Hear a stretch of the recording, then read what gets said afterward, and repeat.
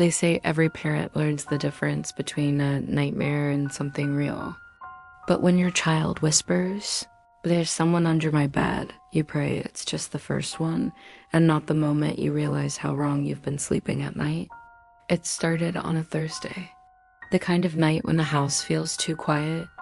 The TV had been off for hours, the dishwasher hummed faintly in the kitchen, and the wind outside brushed against the window screens with soft, rhythmic sighs. I was half asleep on the couch, laptop still open on my chest, when I heard it, a small voice from upstairs. "Daddy?"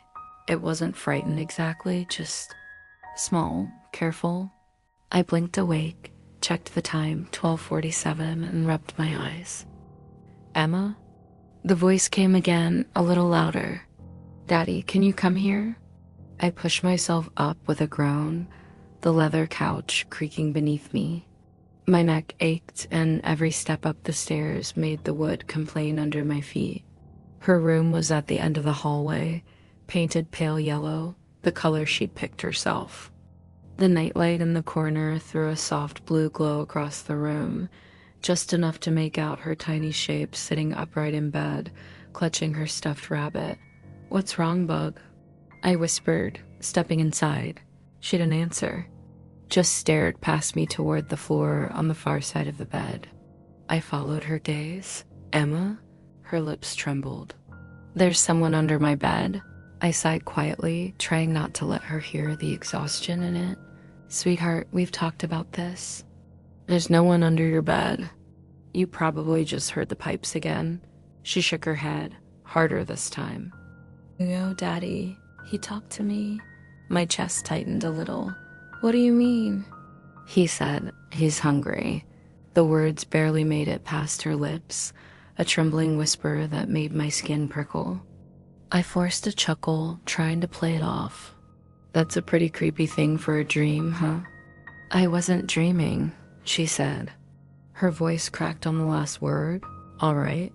I figured the only way to settle it was to look. I knelt beside the bed, the old wooden floor cold under my knees. The faint hum of the nightlight filled the silence. "Okay," I said. "Let's see who's hiding." I lifted the comforter slowly, expecting dust bunnies. Maybe a forgotten toy. Darkness. The smell hit first stale, damp, like something that had been locked away too long. The faint light from the nightlight barely reached that far, and all I could make out was the edge of a pink sock and one of her crayons snapped in half. "See?" I said softly. Nothing. Then something moved. Just a faint shuffle deeper in the dark. I froze. My brain raced to explain it. A draft. A shifting toy, but there was no vent under there. I leaned closer. "Hello." Silence. I swallowed hard. "Is someone there?" Nothing. Finally, I exhaled, shaking my head at myself. "It's fine, honey." "There's nothing." A whisper, soft as a breath. "I'm hungry too." Every muscle in my body locked.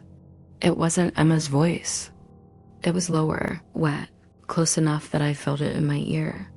I flinched backward, hitting my head on the bed frame. The blanket dropped, hiding whatever was beneath.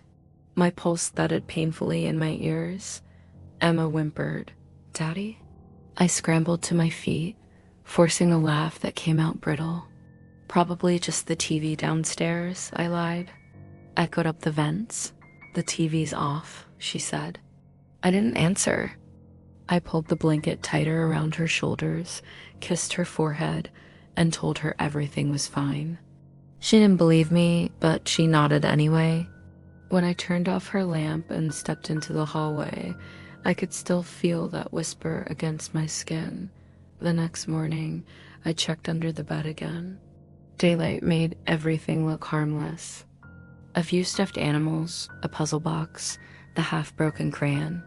No smell, no sound, no sign of anything. But that night, Emma refused to sleep in her room. She clung to my arm as I tucked her into my bed instead. "Please don't make me," she begged. "He's waiting." "Sweetheart, there's no he." She just shook her head and buried her face in the blanket. Around 2 in the morning, I woke to a sound. It came from her room, something dragging, slow, and deliberate across the floor. I sat up, heart pounding, and listened. Scratch, pause, scratch, like fingernails. I grabbed my phone for light and crept down the hallway. The air felt colder the closer I got to her door. My breath came out in faint mist. The door was open just a crack. I nudged it wider. The bed was empty, perfectly made. The nightlight flickered weakly, casting blue shadows that crawled up the walls. Then I saw something long and pale sliding back beneath the bed frame. I flicked the light switch. Nothing. The power was dead. For a full minute, I stood frozen in the doorway, listening. The dragging stopped. Silence.